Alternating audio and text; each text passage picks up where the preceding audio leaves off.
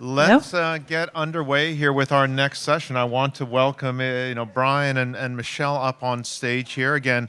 Two of our favorite, speakers, who have both spoken many times at Guelph, before, but kind of combining their stories, we thought was going to be a really good idea. You can tell with the, if we can just get the title session, up there, please. Again, we wanted to talk about where Agile supply chain ecosystems really are kind of driving, new growth.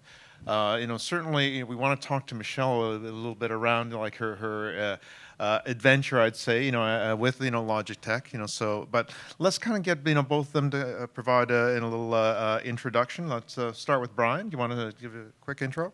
Sure. I'm Brian Berg, Chief Growth Officer at Seco Logistics. We're a 3PL, freight forwarder, and e-commerce shipping provider. We're headquartered in Chicago with regional headquarters in London for EMEA and Hong Kong for Asia Pacific.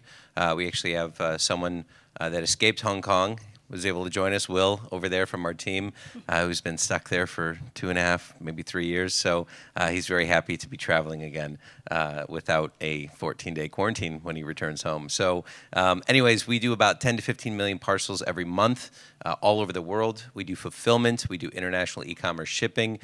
We do a load of other services for inbound supply chain, air and ocean, but really we're about connecting the global supply chain to e-commerce.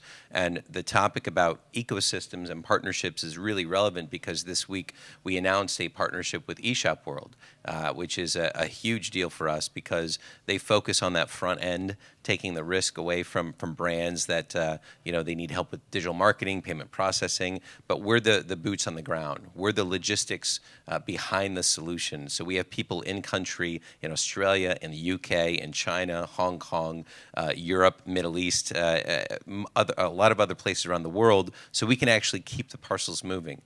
We have escalation paths, customer service. We can be your true partner for execution, which has been so critical over these past couple of years. And we'll dive more into some of those supply chain issues, that you've been kind of on the front lines with in a second, Brian. But Michelle, again, we were kind of joking that for some of our speakers like you, it's like being the 5-time Saturday Night Live host. That maybe we need to get you a robe or something like that. That would be part of it. But provide a little, of your background for the audience here. Yeah, and I have to say, last year when I spoke, I spoke with Kathy and another woman, I believe, and our intro picture was Superwoman. Our faces superimposed on Superwoman. So I'm a little disappointed to see my boring LinkedIn picture being used again. So next year, Kent, we'll have to revitalize that. But hi, everybody. Michelle Frank. I run our global e-commerce business for Logitech, which is a Swiss company in the business of making products for computer peripherals, consumer electronics, and gaming equipment. And we really pride ourselves on designing products for all people and be inclusive on all of our products that we help people pursue their passions. So Michelle, keep going a little bit, with the whole past year with Logitech. Last year when I saw you at dinner again, you were just kind of getting into this new role, and it sounded like you had a lot of work ahead of you. Fast forward to today, it's kind of amazing what you've been able to accomplish. But just start with, what did you inherit, and strategy development. That was it. Did you were able to start from scratch? It sounds like. Is that fair enough? Starting from scratch would have been easy. I inherited a business that just had evolved over the years. We started as global brand websites, and then a few years back, they had kind of introduced e-commerce, but in just a kind of, a piggyback way where they decided to add on a checkout experience, but it really wasn't a really consumer-focused experience, and we were still very much a product-focused website. And so my role didn't really exist before, and so in light of the pandemic, they saw that there was real opportunity in our global e-commerce business when supply chain issues and price parity, was all equal. And so we really saw a boom, like most brands, on our direct-to-consumer business.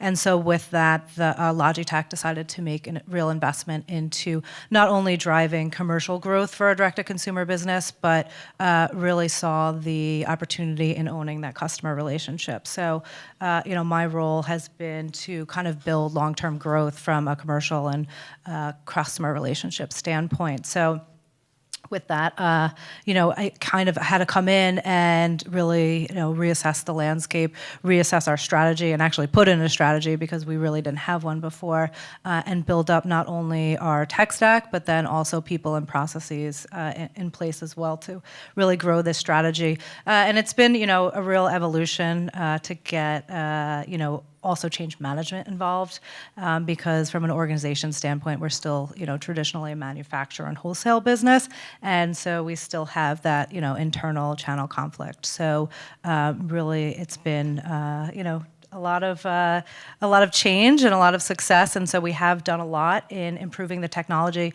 improving the foundation, so that we can build scalable growth and really take charge of owning our customer data and building upon that. And really, we've been a predominantly U.S. business and Europe business, but the real growth is in our global expansion as well. So talk to us about the when you were developing the strategy and prioritizing markets, right? What went into that? How much of that was the existing Logitech global distribution already? Where you had brand presence already, or was it perhaps going into other markets where the direct business may have been more of a lead channel or something? Yeah. It was really just fixing everything. And so we really started with fixing U.S. and Europe and the markets that we were in already. We do have local distribution globally, and mostly from a wholesale standpoint. So we are in country from an operations and logistics standpoint. But when we're starting to explore opportunities to expand, it's really about figuring out what's right, whether we can piggyback off of some of those local distribution, or if we need to do cross-border, playing around with marketplaces and really understanding where the business lies within each market is going to be key to our expansion and where we prioritize which markets to go into. Yeah, and we'll talk about some of the more innovative channels in a second here, but you were particularly proud of the replatforming. Give us a sense of, what went into that and how fast actually you went to market with the replatforming. So we decided to build on a headless architecture, so that it will allow us to combine a lot of different platforms, a lot of growth opportunities along the way. And surprisingly enough, we were able to re-platform within the year. We did have a lot of existing technology today, but it was really investing in a true e-commerce platform, and we did not have that in the past. We were really manually building a lot of functionalities, and so as most of you probably all know, that there's no need to manually build everything when there's this technology that's out there. So it was about really investing in the right technology and the right solution. And like I said before, starting from scratch would have definitely been a lot easier. But sometimes, you got to play the cards you're dealt. So, it truly took a village and a lot of cross-functional teams and partners to be able to expand really globally and build this technology in such a short period of time. And really, time, as everyone knows, is not on our side. And we needed to get this live before holiday. And so we were on the clock. And so we were able to launch our gaming site last month, and then next month, or this month, October, we'll launch our main website, Logitech. Well done. Again, sounds like like the team has been very busy. Brian, when we sat down at Guelph LA earlier this year, again, you were kind of laying out just what's happening from the operations perspective globally. Why don't you share with us where are we at now? We've obviously had a couple of years of, I'd say, extreme volatility. And it's like the pendulum has been swinging so far one way, where we've got no product. Sometimes we've got, in some cases, too much, product. What's happening, and we'll kind of segue into some opportunities. But give us a sense of, what are those trends, that you're really kind of watching. Yeah, we go back to March 2020, and most of our largest international e-commerce shippers all shut down, basically, right? I mean, there was a couple of months where everything was shut down, and we actually pivoted a lot of our team to the supply chain of PPE. So we actually repurposed a lot of our folks that were just bringing in PPE for medical workers in the U.S., in the U.K., and other parts of the world, and it was quite a big transition. And then from there, like you said, it's been nothing but challenges, operational challenges. There's been congestion, volatility, ambiguity, complexity, you name it. It's been, on all cylinders, firing on red, for the past 2.5 years.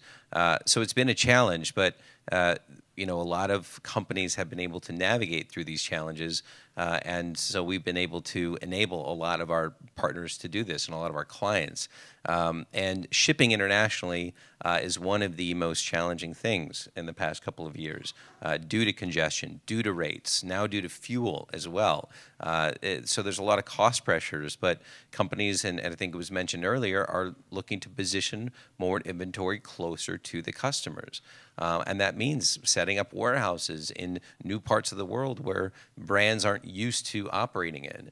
And data and technology is so critically important. But I think the past couple of years, with the operational challenges that we've experienced and we've helped our clients navigate, is people and relationships still matter. They still matter, and probably even more so today than 3 years ago, than 2019. And I say that because, if there's a truck that's stuck at the border because Shenzhen went under lockdown, right? Data can help you, but it won't help to fix the problem.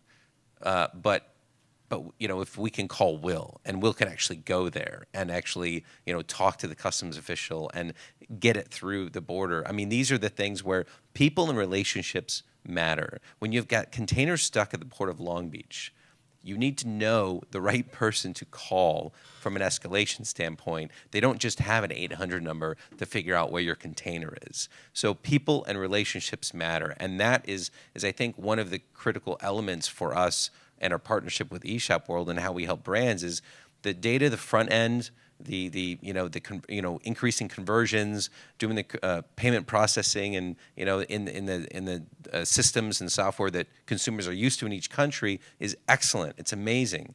It's the international growth, even in the past couple of years, has been amazing. But the ability to actually be on the ground, boots on the ground, figuring out where a parcel is, where a truck is, where a container is. Relationships and people matter, and so that's been the biggest lesson, I think, for us. And Michelle, you hit the nail on the head on technology. We've actually onboarded more technology in the past couple of years. That has been critically important. We haven't built any of it on our own because there are great partners out there that have done this already that help us to manage and scale and grow. We've partnered with Bring, which any of you are familiar with, helps with last mile visibility and technology. So you can mask the phone number with the consumers so if you have an appointment for a delivery. We partner with other platforms like eShop World. I mean, technology enables the growth and scale, but it's the people on the ground that actually are the most important. I want to touch on returns because that has been a huge challenge. So if you can still get your parcels internationally, that's great, right? But then what happens for that 5 to 30 or 40% that return the item? And so when it comes to having people on the ground that can scan the return parcel in country or in region, provide that photo back to the brand in their home market to be able to provide that money back to the consumer faster, it provides a domestic service when you're still an international brand shipping all over the world. And having the people in place matters. So we're still very much a people and a physical business of moving boxes, but technology enables us and has enabled us to navigate a lot through this market. And you were saying that, for many of your clients, they were getting creative, with some of their new digital revenue channels, kind of, again, looking to be nimble and agile enough to identify and go after market share opportunities. What that seems different to us. Is there was that again, inventory related. We got to move Yep. this, product. But yeah, tell us, what you're seeing. Yeah, so it's a tale of multiple stories and worlds. Every brand is different. Some brands have too much inventory. Some brands have too little. Some brands are all over the place, depending on the SKU and the market. And it has been a challenge. At Guelph, LA, we had Goats up on stage, and they're still shipping all around the world. They can't position inventory closer to the market because they're a C2C marketplace for sneakers. So literally, physically, the people that supply the sneakers and the consumers are in different countries. They can't do anything other than ship internationally. So creativity was required, and we don't typically fly our own planes. We are non-asset based. We leverage United Airlines and Qantas and these types of aircraft that passengers fly in to ship our parcels everywhere. That's what enables us to provide an express service at a postal rate. It's amazing. It's great. And you should definitely look at that as an option if you're tired of dealing with integrators all the time for shipping internationally. But in a lot of ways, that can have its challenges on lanes that still have congestion issues. Hong Kong to the U.S. was one of them. It's still a challenge. So we've had to fly our own planes. That we've always chartered planes. That's part of our services since we started in the 70s. But we've not done it to the point where we're doing like 2 to 3 a day, and so that requires a lot of creativity to find capacity. Capacity has been a challenge. If we don't have capacity, we'll make it up ourselves. That's been highly creative, and that's been interesting. We've also had brands that are sitting on too much inventory, so that has enabled them to launch into new markets because now they can actually reposition that inventory in places like Europe.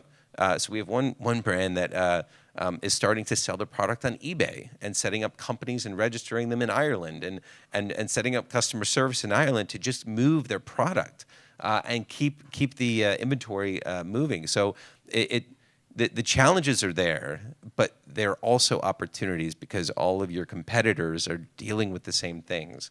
And the more creative you can be and the more partnerships you have to enable that creativity to be executed, I think can be a huge competitive advantage for any company dealing with supply chain issues today. And you were mentioning a client that was going into China, like in a very kind of, different way. Follow up, again, what we heard from, Valerie and Jose in the opening session, because obviously they're going through their own, kind of, Asia or China, experience. But this was interesting, I thought. Yeah, I think Valerie hit the nail on the head. The consumers are always ahead of us, right? So I remember the last time I was in Hong Kong was 2019. We also do marketing ourselves, and so we were meeting with marketing agencies, and B2B and B2C marketing is really blending together.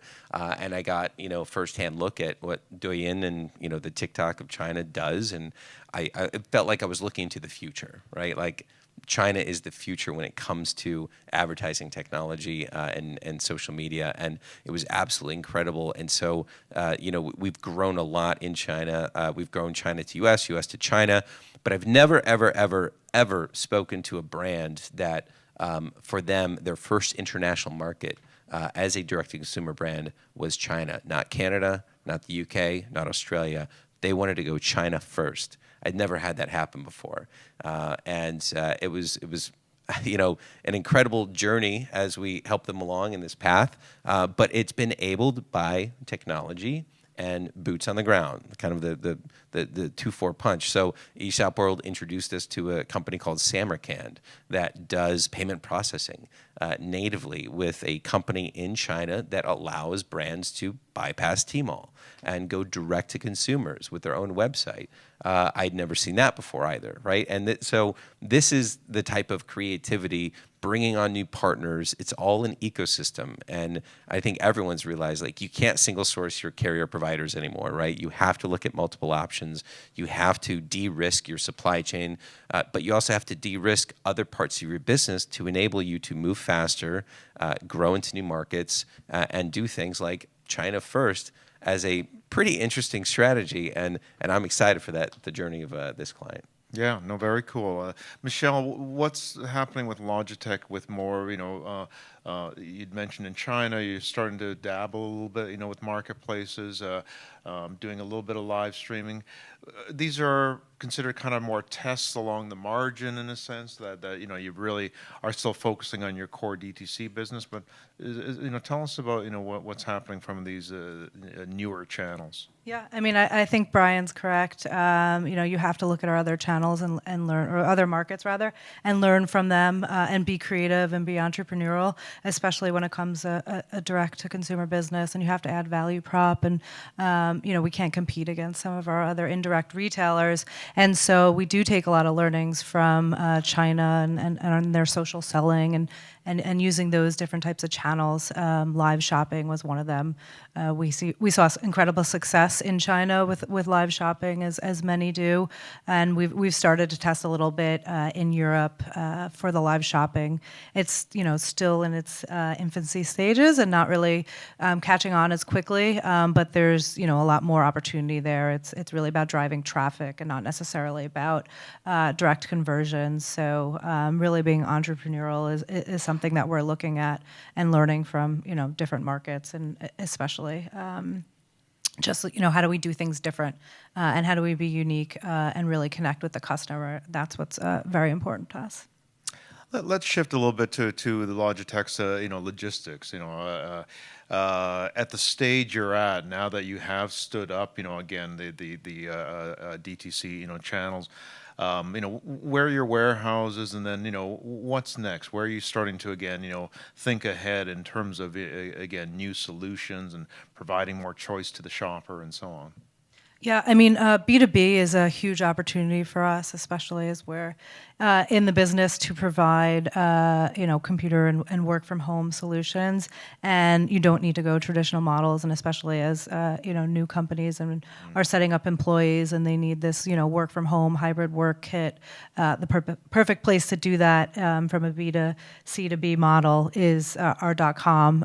So we do need to be able to also be able to have logistics and operations set up to provide from that, because I mean we're still shipping individual units, but still the inventory and the quantities are a lot greater. So we see huge opportunity with B2B, but then it's also setting up different logistic models within market like US and Europe.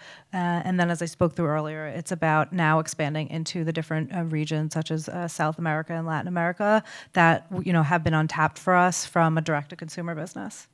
What about more local last mile partners, or is that something that you're starting to look into as well?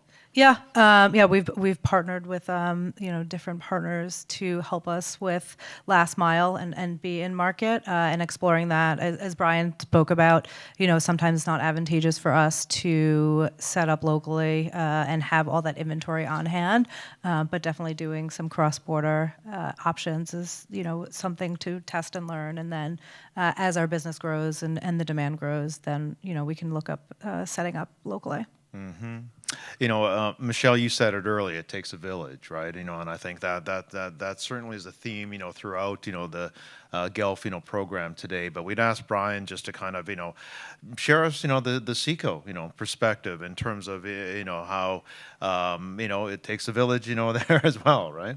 Absolutely. So this is actually just a map to show an example of some, not all, but some of the partners that actually form part of our international e-commerce shipping solution. And in fact, Mail Americas, our new partner now for Latin America and even now parts of Africa, we actually met at Guelph here in New York last year. So that's a kudos to why these events, we do these, right? Because they're a great new partner for us because they solve that last mile. They're a postal alternative to many countries across Latin America, except Brazil, where Correios is pretty much your best and only option, but you just need to have a fast custom solution there. But that's a great example of where there are better people in country that can actually physically do the last mile. If we have people that do the customs clearance, the fulfillment, that's one thing. But even here in the U.S., we don't have 10,000 vans every day making deliveries. We always have to partner with last mile providers, no matter where they are in the world. What's different about this is that the number of logos over the past 2.5 years has accelerated and increased. We've onboarded partners like ACI, if you would see that logo here in the United States. They've been a critical partner for us, and I bet most of you have never heard of them.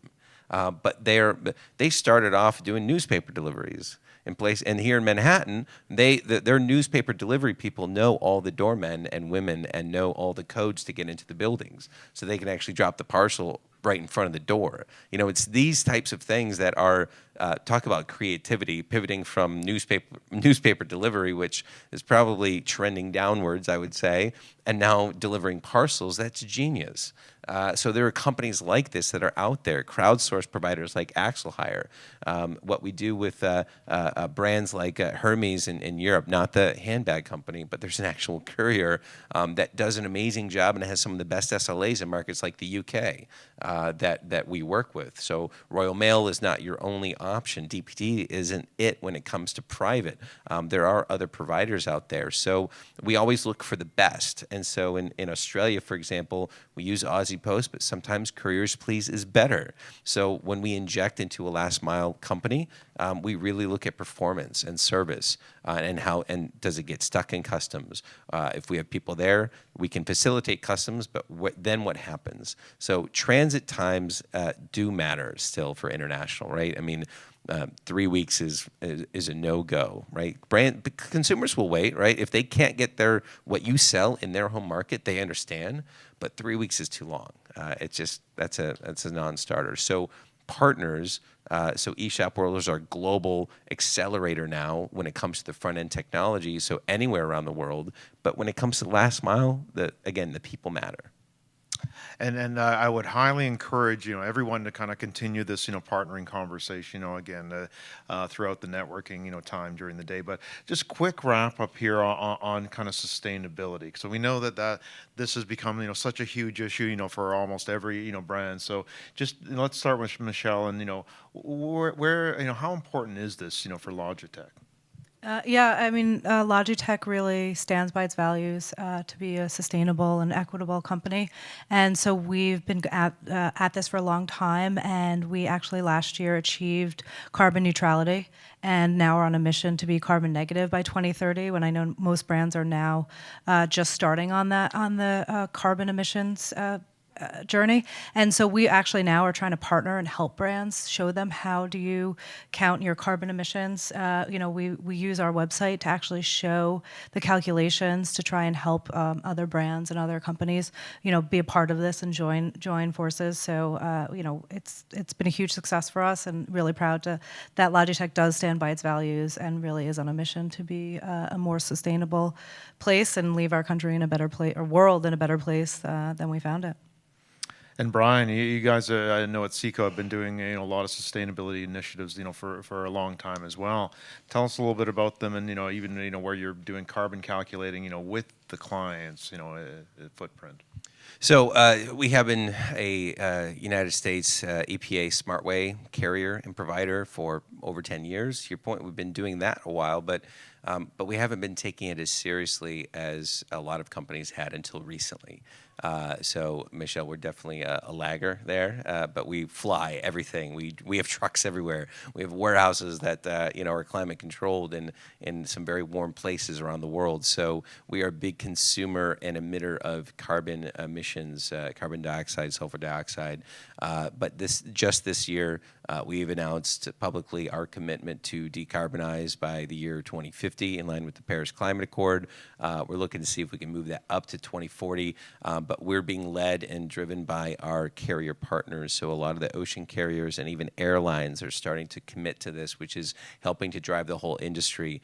And we're excited about that. In our first head of global e-commerce, he's now transitioned to the role of global head of sustainability. So when we work with a lot of these last mile partners and we do the first mile trucking ourselves and we work with airlines, it can be difficult to calculate the carbon emission of one parcel. But that's where we are starting. We're starting with the most complex one, and now we're moving back to be able to provide carbon emissions data to all of our customers. And we're working with Equitrans IT, which is another partner that does this very well. They use the GLEC methodology. It's best in class, so we don't have to build it all on our own. But this is an exciting journey and path for us because we are taking it serious, and our brands and customers are taking it seriously. And again, consumers are leading the charge. We've all just lived through what a worst-case scenario looks and feels like, right? And I just heard from my father and my sister who are in Naples right now, and they're safe. This is real. It's happening. It's impacting the world, and we need to take it seriously. And I just can't thank all of the brands here, Logitech included, that are taking it seriously. Demand better of your carrier partners, because that's what's driving change in boardrooms in our companies like ourselves. So please keep up the pressure. Please. Thank you. Well said. Well said.